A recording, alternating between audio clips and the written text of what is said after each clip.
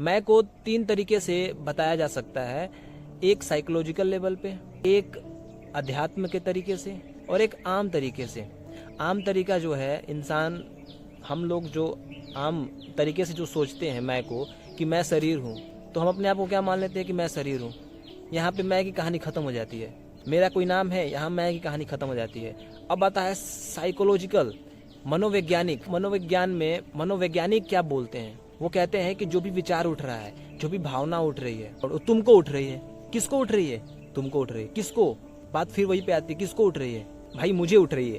तो मैं भी तो वही कह रहा हूँ कि मुझे उठ रही है, मतलब मुझे किसको उठ रही है? किसको? तो मन में उठ रही है, तो मन को उठ रही है। अरे तो मैंने तो पहले ही बता दिया ना कि मन तो मैं हूं नहीं, क्योंकि मन में क्या चल रहा है अभी इस वक्त मुझे कुछ नहीं पता।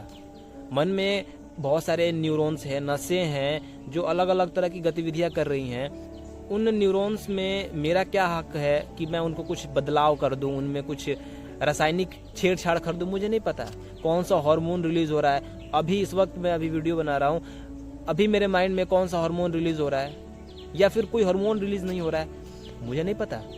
तो मनोविज्ञान कहता है कि जो विचार हैं, जो भावनाएं हैं उठ रही हैं, उसको देखो और उसमें कुछ बदलाव कर दो। अगर बुरी भावना उठ रही है, कोई बुरा विचार उठ रहा है किसी के बारे में, तो उसके बारे में अच्छा सोचो ताकि अच्छी भावना उठे।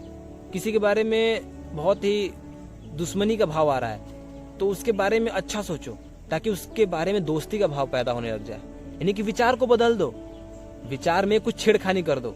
लेकिन मनोविज्ञान ये नहीं बता रहा है कि ये जो विचार उठ रहा है ये किसको उठ रहा है, ये जो भाव उठ रहा है ये किसको उठ रहा है। उठ तो इस शरीर में ही रहा है, शरीर से ही रहा है, पर किसको? मनोविज्ञान यहाँ पे फेल हो जाता है।